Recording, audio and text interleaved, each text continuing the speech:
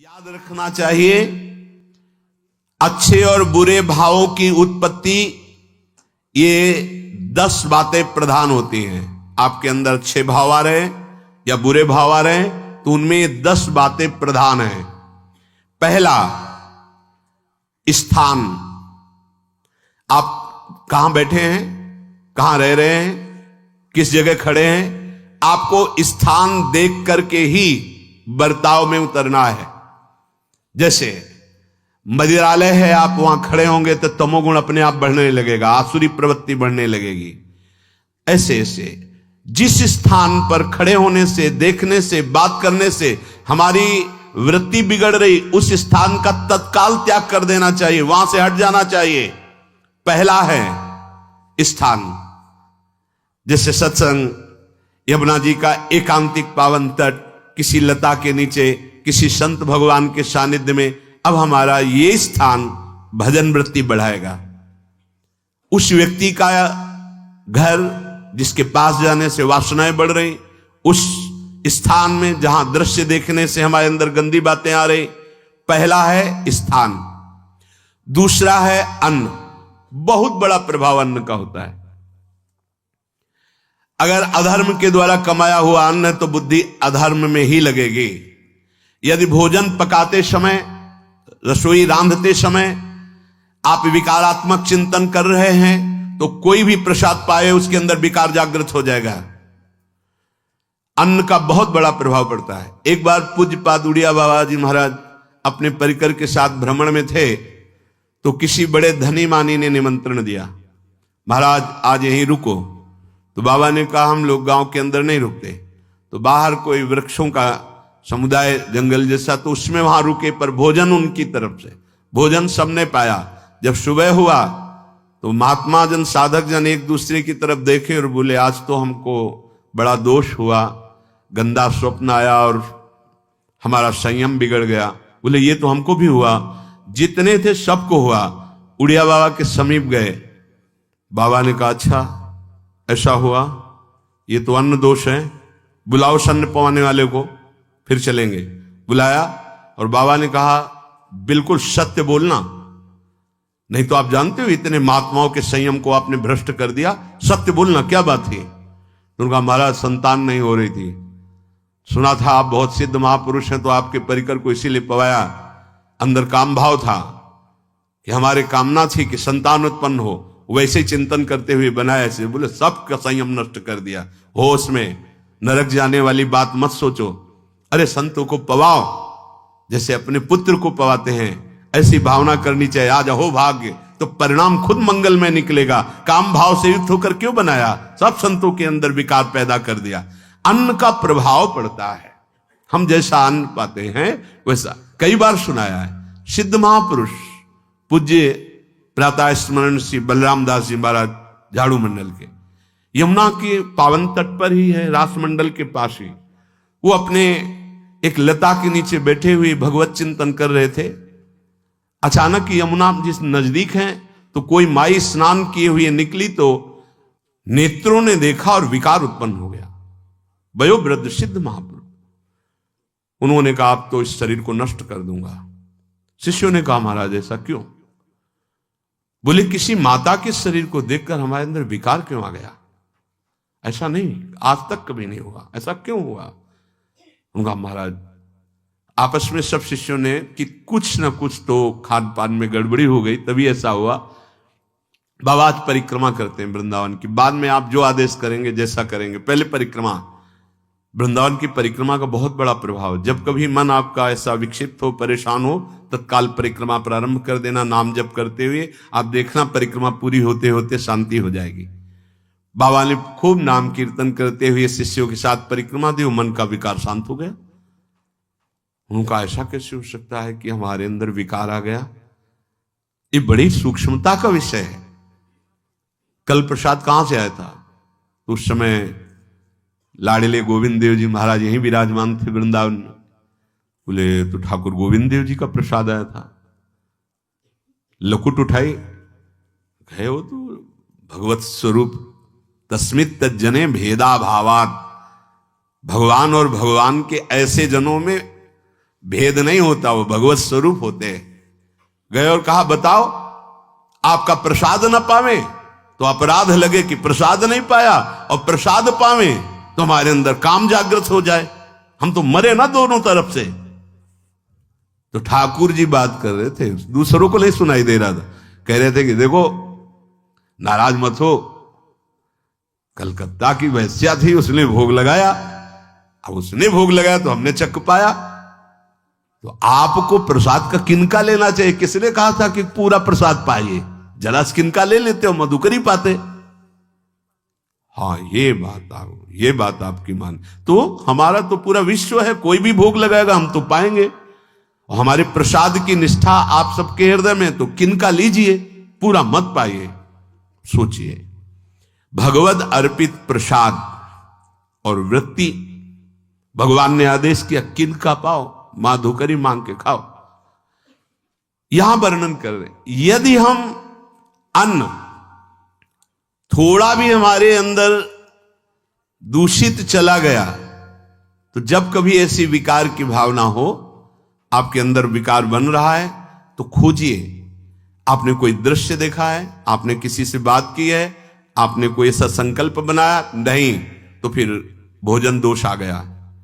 अब आज उपवास कर दो, जब तक वो वृत्ति न नष्ट हो तब तक कुछ मत पाना, जल से काम चलाना, तो एक दिन एक पहर अपने आप शांत हो जाएगा।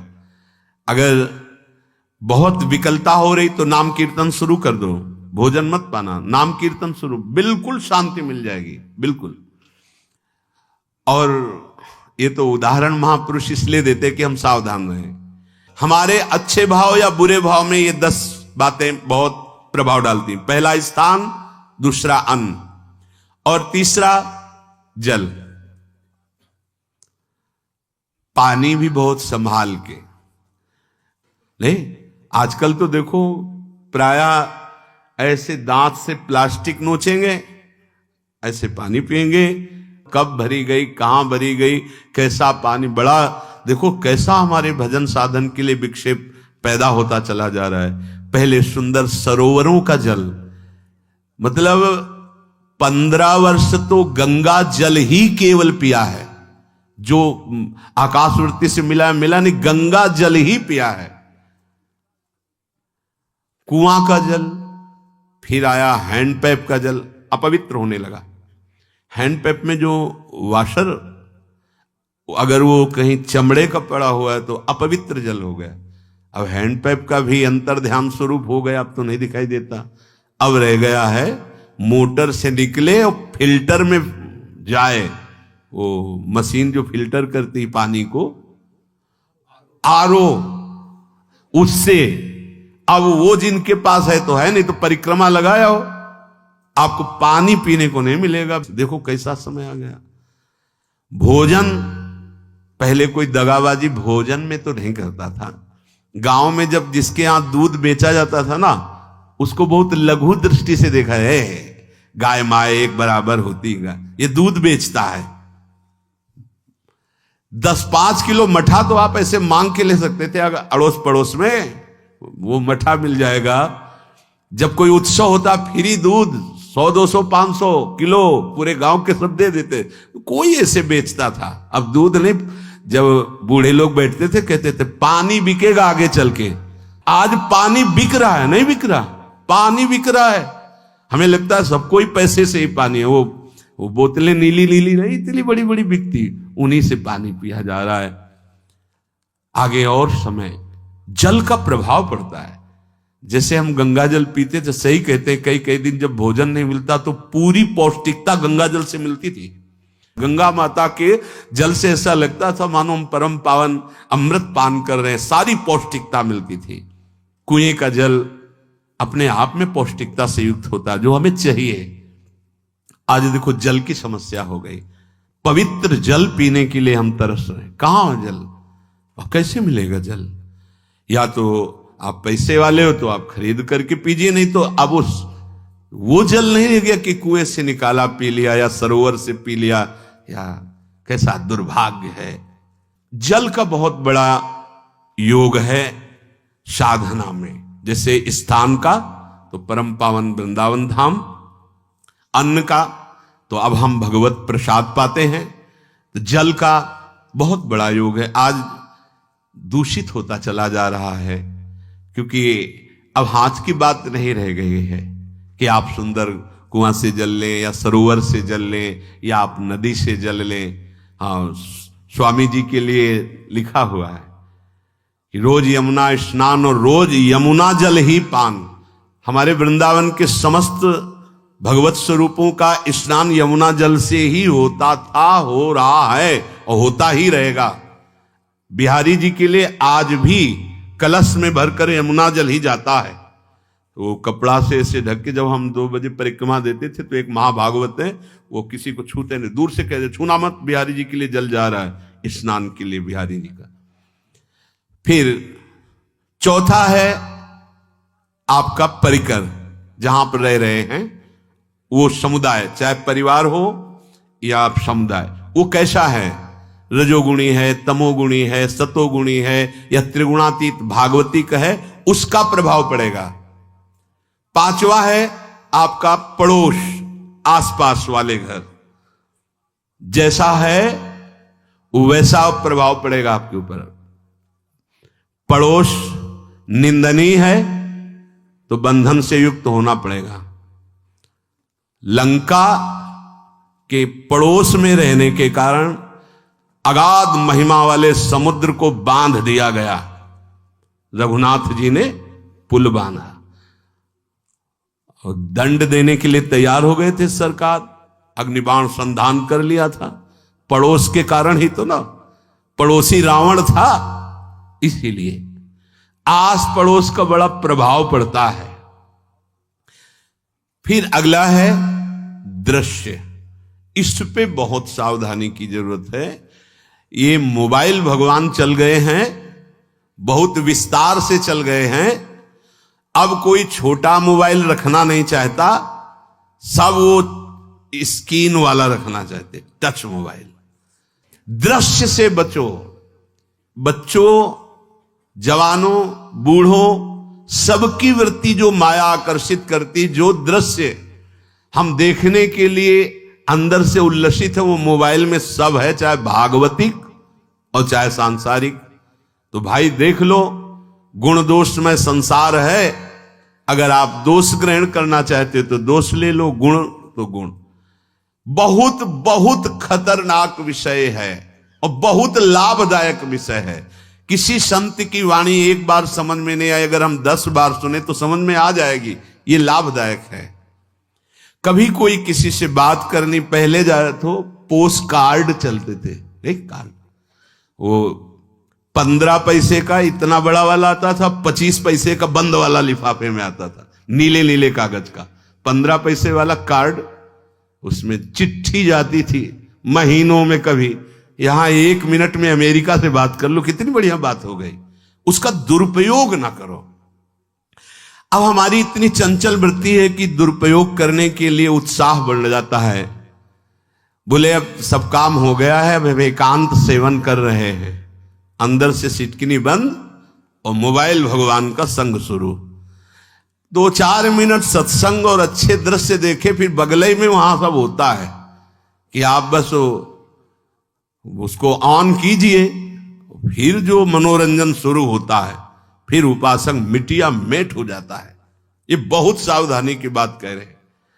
वैसे हमें लगता है यदि आपको इस बड़े कार्य वाले ना हो तो छोटा मोबाइल रखे तो अच्छा रहता है। तो इसलिए ये एक ऐसा कलयुग भगवान ने रचा है कि बचा पाना बड़ा मुश्किल है। इससे वृत्ति को बचाओ, जो बचा ले गया वो आगे साधना कर सकता है। बहुत सावधान बच्चों। हमें लगता है यदि आपका मन चंचल हो, आपके शासन में ना हो, तो स्क्रीन वाला मोबाइल अपने माता पिता को दे देना चाहिए। और हम कहते रखो, छोटा वाला रखो, कभी कोई आपत्ति विपत्ति या सूचना देनी हो, बढ़िया काम करता है। जरूरी नहीं है इतना बड़ा लेके चलना। हाँ, अगर आपको बहुत राजकीय विभाग के कार्य हैं तो बात अलग है कि कौन सी सामान कहाँ कैसे, तो वहां से वीडियो भेज रहा है, वो चेक कर रहा है, यस हाँ ठीक है अब चलाओ। अपने को क्या काम है? सत्संग अगर सुनना है तो सत्संग सुनने के अलग यंत्र आते हैं, चला दे उसमें, वो इतनी बड़ी लगती है, उसमें चिप, पेन ड्राइव ऐसे लगा दो और सत्संग सुनो। जरूरी वो दृश्य वाला रखो। यहां कह रहे दृश्य, अगर गलत दृश्य देखा तो बावरे बन जाओगे और अच्छा दृश्य देखा तो भगवान के मार्ग के पथिक बनोगे। तो देखो, अच्छे दृश्य में भी दोष दर्शन की वृत्ति की गुंजाइश है। जैसे कोई लीला हो रही है, लीला के पात्र, जैसे हमारे ब्रजमंडल में रास लीला होती थी, ऐसे 12 वर्ष 13 वर्ष के लीला पात्र, सब नव किशोर, जहां भाव ही बने रोते रहो।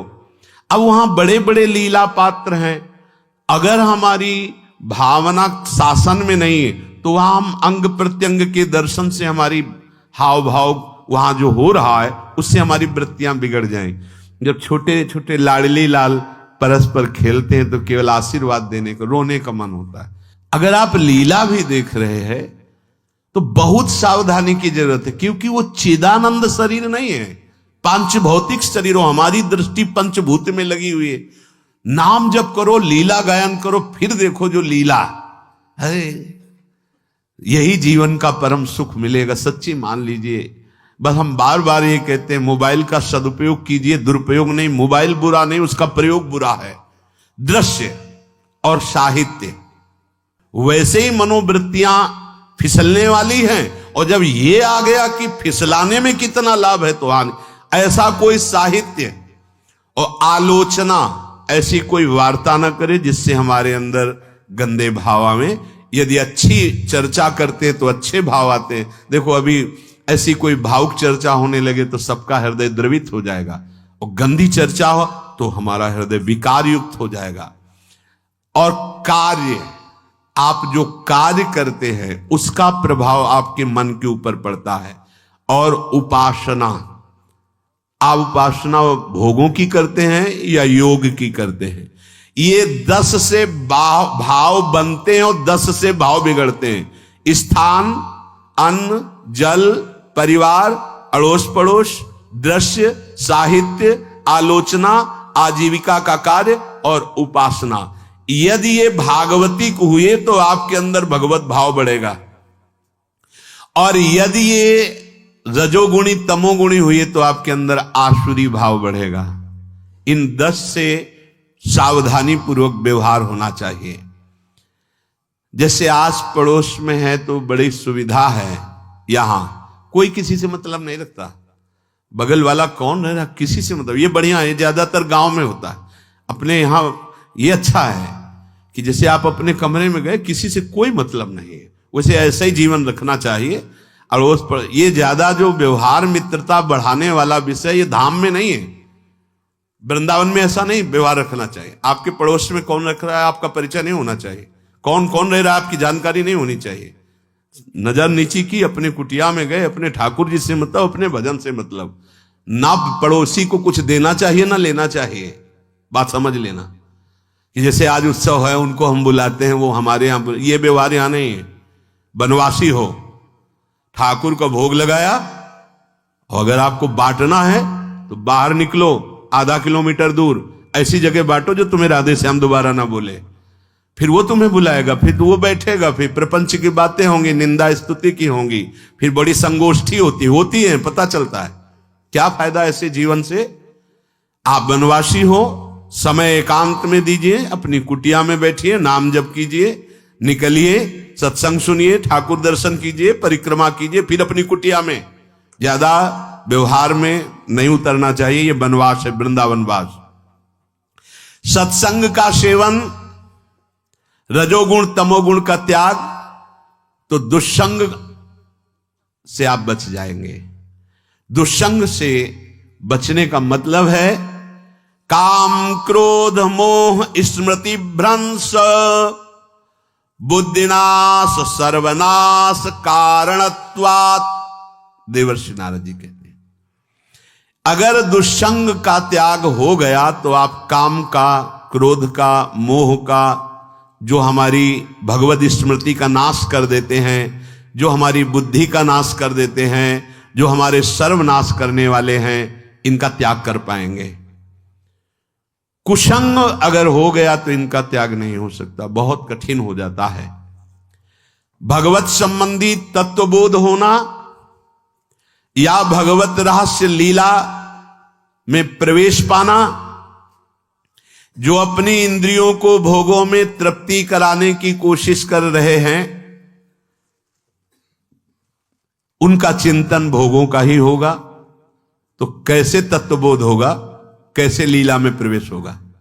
बस ध्यान देना है, कैसे हो पाएगा? क्योंकि जिस चित्त वृत्ति से भगवदाकार हमें वृत्ति करनी थी, वो तो हमने भोगों के चिंतन में लगा दी, भोग क्रियाओं में लगा दी। एक स्थिति होती है जब आपकी चित्त वृत्ति भगवदाकार हो गई है, तो व्यवहार में रहते हुए भी विषयान ग्रहणंत मुंचंत वा, खान पान उठना बैठना है सब बाहरी क्रियाएं हो रही हैं, अंतर से वो अपने आराध्य देव में सदैव स्थित रहता है। उसका परिचय आपको जब ऐसे महापुरुष का सानिध्य मिलेगा, तो आप विषय सेवन करते हुए भी निर्विषय रहेंगे। आपके अंदर विषयों की प्रियता नहीं रह जाएगी, आपके अंदर एक प्रबल वैराग्य ऐसी धारणा बन जाएगी, कुछ नहीं, कोई भी तुम्हें प्रभावित नहीं कर सकता। यद्यपि खान पान हर्ष आदि की सब व्यवहारिक वृत्तियां हैं, पर उस महापुरुष का प्रभाव ऐसा होगा कि आपका हृदय निर्विकार हो जाएगा। और बहुत ही त्याग की सब बातें की जा रही, लेकिन हृदय भी सही है, तो संग से विषय रंग बढ़ जाएगा। ये देखा गया है। हृदय अगर निष्प्रिय है, जिसका हम संग कह रहे हैं, तो उसका परिणाम निष्प्रिय निकलेगा। व्यवहार में कुछ भी हो, निष्प्रियता ही आपकी बढ़ेगी, निर्विकारता बढ़ेगी, क्योंकि उसकी स्थिति का संग हो रहा है, उसका प्रभाव पड़ रहा है। तो सर्वनाश की जड़ है विषय चिंतन। ये बहुत बड़ी बात है। विषय चिंतन सर्वनाश की जड़ है। यहां विषय भोग नहीं कहा, क्योंकि चिंतन का परिणाम भोग है। पहले चिंतन होता है।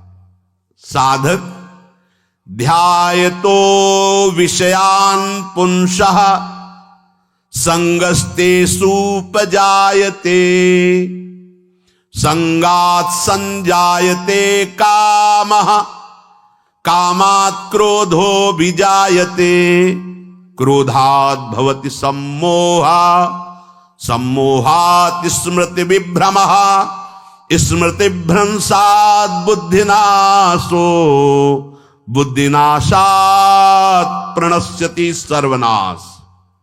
कैसे हुआ? ध्यायतो विषयान पुंसः, विषयों का चिंतन। इसीलिए अनन्यश्चिन्तयन्तु माम भगवान आदेश करते हैं। विषय चिंतन न होने पावे, बिना चिंतन किए आपको कोई भी सुख नहीं मिल सकता। आप देख लीजिए, जगत के किसी भी भोग का सुख नहीं मिल सकता। चिंतन से ही आपको सुख की अनुभूति हो रही है। अगर आप चिंतन ना करें तो आपको कोई सुख नहीं मिल। आप चिंतन उसका घसीट लिया गया। अगर सुख होता तो भोग में मिल जाता, नहीं मिला। क्यों? कि बोले चिंतन नहीं। किसी को किसी गाढ़ विषय के चिंतन में फंसा दे, फिर उसके सामने भोजन रख के खीर में नमक डाल दे, सब्जी में चीनी डाल दे और गाढ़ विषय में फंसा दे। तुम्हारा लड़का जो अकेला था, वो ऐसा ऐसा दुर्घटना हो गई, वो अस्पताल में, अब जल्दी से भोजन पाओ और निर्णय बताओ। वो बिल्कुल नहीं बता पाएगा कि खीर में नमक था, सब्जी में चीनी थी। उसका चिंतन वहां फंस गया। अगर ऐसे चिंतन हमारा प्रियाजू में फंस जाए तो संसार के सब क्रियाएं होते हुए भी वो परमहंस है, वो विदेह है। चिंतन, हम लोग चिंतन में चूक कर देते हैं तो फिर क्रियाओं में हमको बंधना पड़ता है। नहीं, सच्ची माने कोई भी क्रिया उसे बांध नहीं सकती। तो क्या जिनका भगवत चिंतन होता है वो असत क्रियाएं भी करते हैं क्या? तो बोले जब चिंतन ही नहीं तो असत क्रियाएं कैसे हो सकती है? पहले क्रिया के असत चिंतन होता है। आप देखना, कोई भी कार्य पहले चिंतन होता है। इसीलिए यहां कह रहे हैं ध्यायतो विषयान पुंसा संगस्तेषु उपजायते। पहले सबसे पहले विषय का चिंतन होता है। अगर विषय का चिंतन ना होने पावे तो आपको कोई फंसा ही नहीं सकता भोग, कोई भी भोग नहीं फंसा सकता। जहां विषयों का चिंतन हुआ तो संग की प्राप्ति, विषय भोग की प्रबल इच्छा, प्रबल आसक्ति, और वो जो चिंतन हुआ था वही आपको सुख दे रहा है। वही, वहां सुख नहीं है, आपके चिंतन का वहां सुख। जैसा चिंतन, अगर आपका चिंतन विक्षिप्त कर दिया जाए, एकाग्र ना होने पाओ, तो किसी में आपको सुख नहीं मिलेगा पक्का। अगर वही चिंतन सावई मना कृष्ण पदार विंदे हो तो कोई सुख है। गोपी जनों के पति भी हैं, पुत्र भी हैं, पूरे परिवार की सेवा करती हैं, और बड़े बड़े परमहंस उनकी चरण रज वंदना करते हैं। क्यों? क्योंकि उनका चिंतन भगवान का हो रहा है। एक भी वृत्ति शरीर चिंतन में नहीं, बलिहारी है। मुरारी पादार्पित चित्त वृत्ति। विषयों के चिंतन से विषयों में आसक्ति पैदा होती है। आसक्ति से विषय कामना की प्रबलता और क्रिया होती है, और क्रिया में बाधा पड़ने से क्रोध पैदा होता है।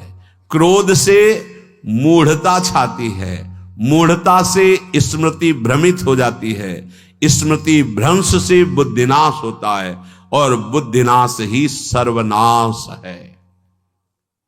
इसलिए चित्त का निरंतर अधिक समय तक सावधानी पूर्वक भगवन नाम में, भगवत लीला में, आप सब भगवत कृपा पात्र जन है, चिंतन न बिगड़ने पावे। होता क्या है कि क्रिया से तो हम सावधान है, समाज है, क्रिया से तो हम सावधान, क्योंकि समाज भी है, व्यवहार भी है सामने, लेकिन चिंतन तो कोई नहीं जान रहा ना, अंदर ही अंदर हम क्या चिंतन कर रहे हैं। तो साधक चूक कर बैठता है। देखो, बाहर चूक होगी तो उसका प्रायश्चित हो ही जाएगा, चार लोग निंदा करेंगे, पिटोगे, अपमानित होगे, प्रायश्चित। लेकिन अंदर जो हमारा गलत चिंतन हो रहा, पूरा का पूरा अंदर हृदय मलिन कर देगा। हमें उस बात का प्रायश्चित भी नहीं होगा, हमें जलन भी नहीं होगी कि हम गलत चिंतन कर रहे हैं, क्योंकि सावधान नहीं है। खास बात साधना में चिंतन संभालने की है। काम क्रोध मोह स्मृति भ्रंश बुद्धिनाश सर्वनाश कारणत्वात्, देवर्षि नारद जी कह रहे हैं।